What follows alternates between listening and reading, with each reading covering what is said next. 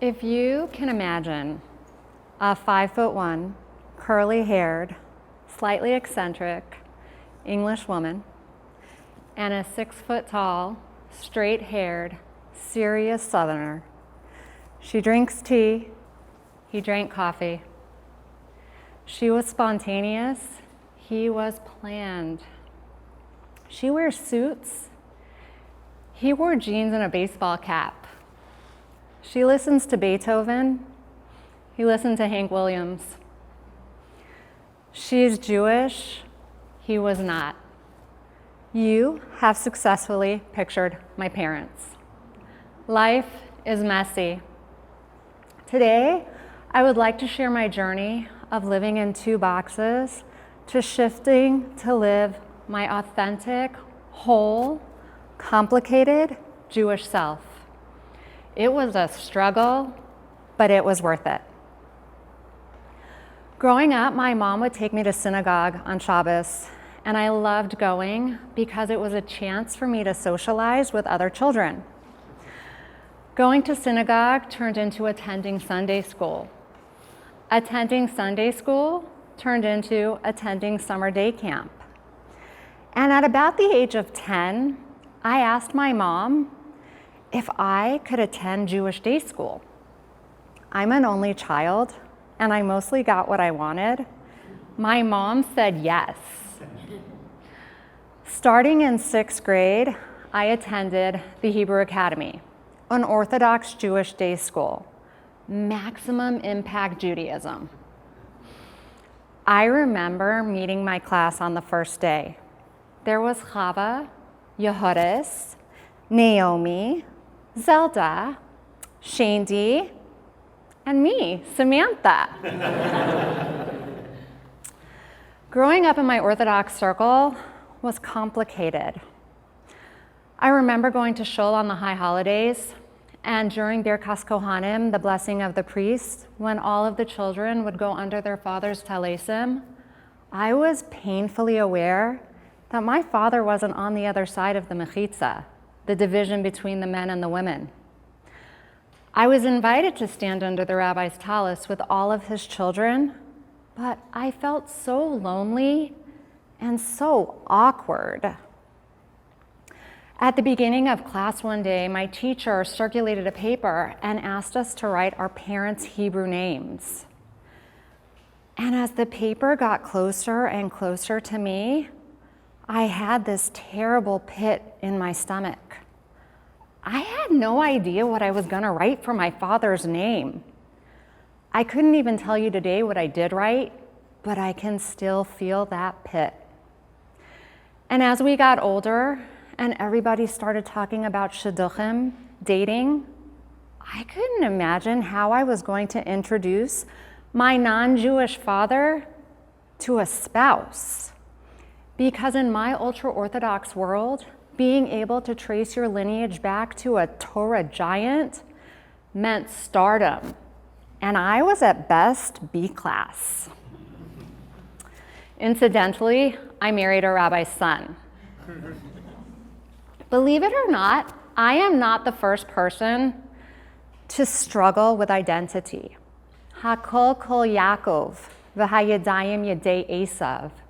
The voice is the voice of Yaakov, but the hands are the hands of Esav. Yaakov Avinu, Jacob our forefather, donned a disguise so that his father would give him the blessings that were suited for Esav. These blessings sent his life on a complete different trajectory. He had to flee his parents' home and live by his uncle Lavan for 22 years. My father was my rock growing up. He could calm my nervous energy during my tumultuous coming of age years. I think it was a combination of a couple things. Number one, he didn't have me until he was 50. Number two, he modeled being ready for everything 2 hours in advance. There was never a sense of urgency with my father. He could sit on his recliner, and I could sit on the couch next to him, and words didn't have to cross between us in order for me to feel completely comfortable. To be clear, there was never any talk of my father converting. He was comfortable with who he was, and he respected my journey. My character traits were developed by my father. My steadfastness, my work ethic, my impeccable manners, my love for country music. I was fortunate to have him for 22 years. When we meet Yaakov returning to his parents' home, he encounters an unnamed adversary. Many of the commentaries point to this adversary being the angel of Esav. And during the night, when it is dark and Yaakov is all alone, he wrestles with this angel. All throughout the night they wrestle. And as dawn is breaking, the angel says, "I need to take leave of you." And Yaakov says, "I will not let you go until you bless me." And the angel says, "You have wrestled with man, and you have wrestled with God.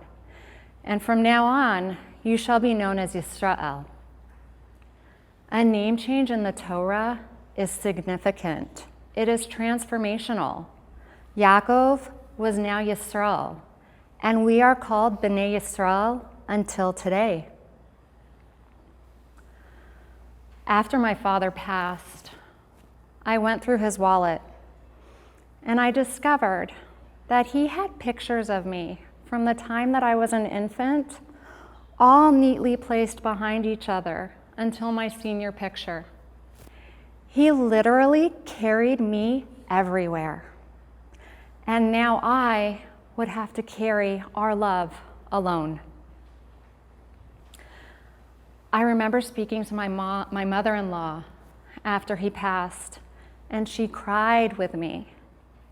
It was the first time someone within my Orthodox Jewish world acknowledged that I had a daughter-love connection with my father.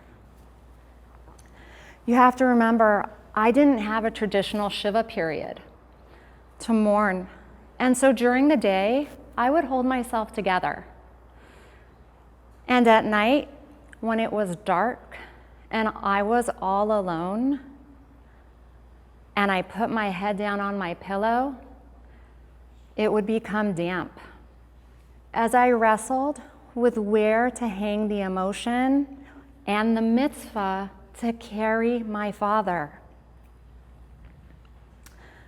Many years passed, and I was talking to a childhood friend, and she said to me, "It must have been really hard growing up in our Orthodox world with your non-Jewish father." And it was an aha moment for me. And I started to research different mitzvot whereby I could honor him. Kibbud Av, honoring one's father, is a complicated mitzvah and far beyond the scope of my talk. So I'm going to place it on the shelf.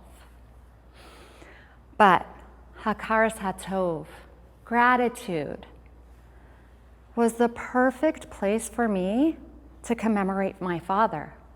He had taught me gratitude. My mother wasn't a very good cook, but at the end of every day, she would dutifully serve us dinner. And at the end of every meal, he would say, "It was very good, thank you." And he meant it. He was so genuine. He had gratitude for the big things and the little things. We are all mosaics. And although not all of the pieces of a mosaic may match, when you step back and look at the total picture, it is beautiful. I want you to think with me for a moment. What would it have looked like if my community had let me know that it was okay that my father wasn't Jewish? What would it look like if our complicated selves informed our Judaism and our Judaism informed our complicated selves? What if the only consideration was that you were a fellow Jew? What if we could all show up and own our whole selves? Struggling is hard, and sometimes it is painful. Yaakov Avinu walked with a limp after struggling with the angel.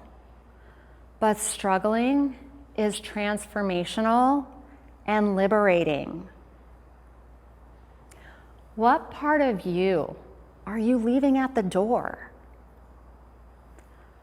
I, Samantha, could have chosen to leave my love and my gratitude for my father at the door, but I love my Judaism too much, and I know that when I struggle, my Judaism can hold all of me, and it can hold all of you too.